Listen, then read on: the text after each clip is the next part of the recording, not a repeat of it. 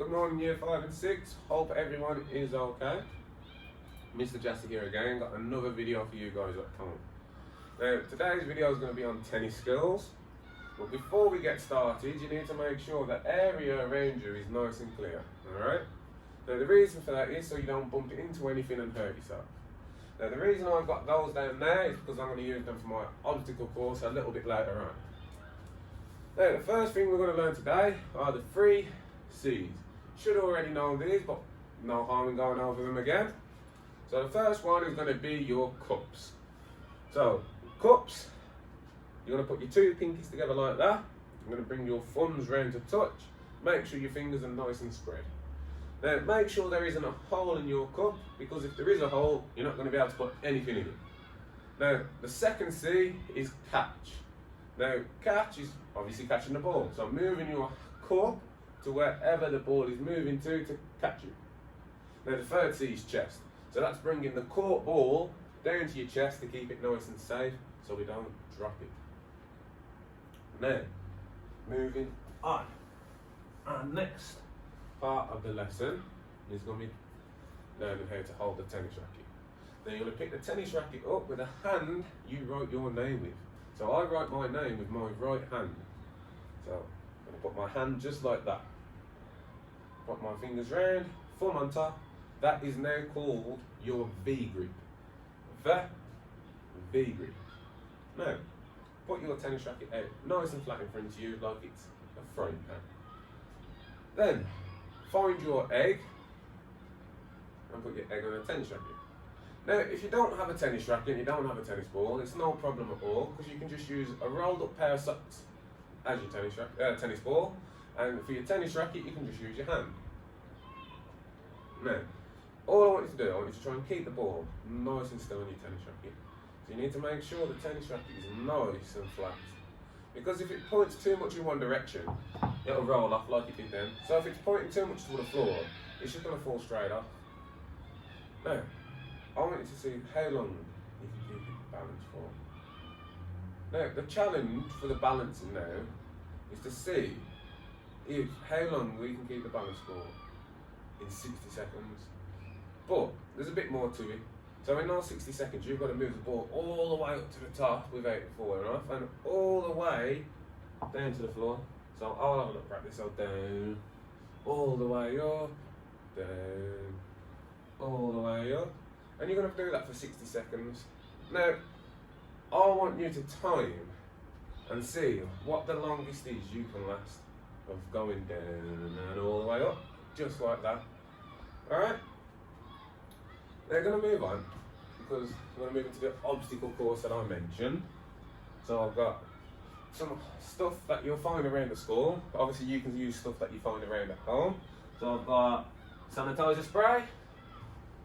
I've got some hand sanitizer. Now, that's quite relative at the moment, really, isn't it?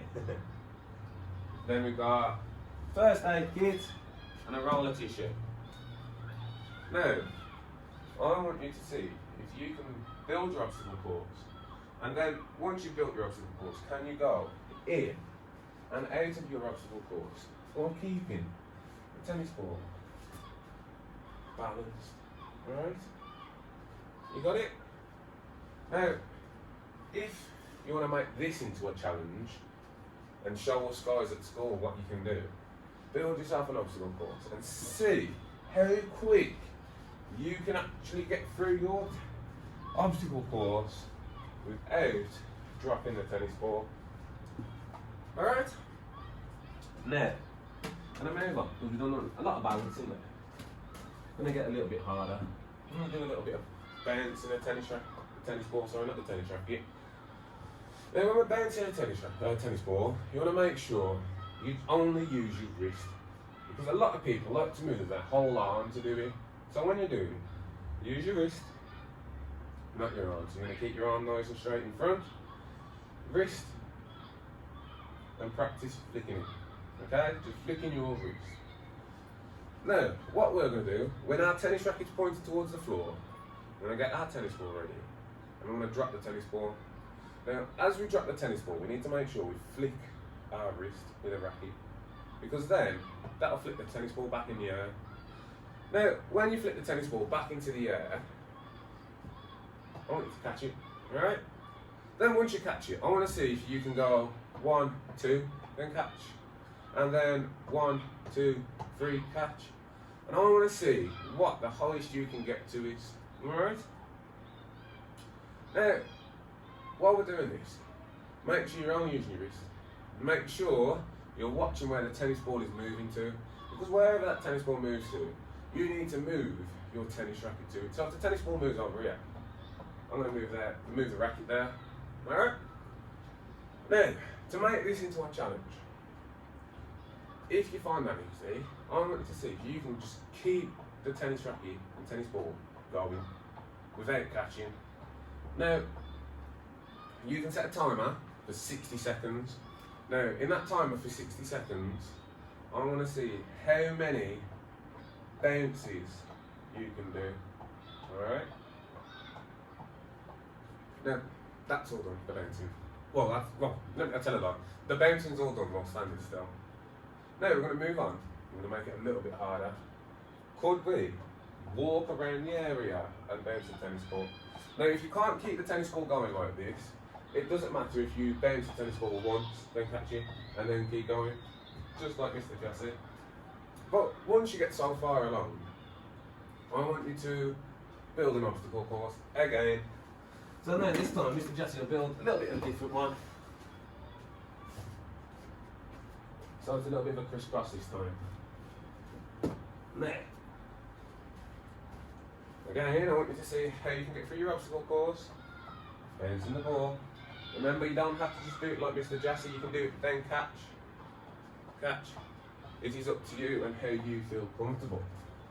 But, again, if you'd like to show us guys at school what you're made of and show us what you've got, you can just record your video and send it to our Twitter. Now, moving on into one of the last ones now. Let's just tidy up the area, making sure it's nice and safe so we don't hurt ourselves.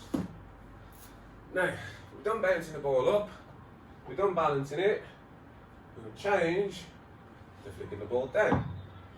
Now, same again, you're not going to use your full arm, you're going to just use your wrists. So your wrists, just practice bouncing the ball and catching it. Now, instead of starting the tennis racket pointing down, it's going to be starting up and flick, catch, flick, catch. Now again, wherever the tennis ball goes, make sure you move your hand to catch it. Now if you start to find that a little bit easy, I want you to go bounce, 1, 2, 3, catch. Then 1, 2, 3, 4. Or if you find that easy, just see how long you can keep going without catching it. Now, to make this into a challenge, and so you can show us what you've got, I want you to set a timer again, 30 or 60 seconds, and see how many times you can bounce the ball in 30 or 60 seconds. Or how many times can you bounce and catch, and then bounce 1, 2, catch. Okay? Now again, if you'd like to build an obstacle course, you can. Or if you'd like to move around the area and bounce it, that's what I want you to do. Okay? Now, a few little challenges, because we've done with all the hard stuff. A little bit of fun now. So if you'd like to show us what techies you've got, so what not weird places, what places you can bounce the ball. So can you get it on? Ooh. Didn't do quite well then. Can you get it under your leg? Can you get it all the way around you or behind you? I know I can't. Can you do it in different ways? I want to see what creative ways you guys at home have got. Alright? Now if you'd like to show us any of the challenges you've done, I know I've said it, but again, just upload it to our Twitter so we can see. See you later guys.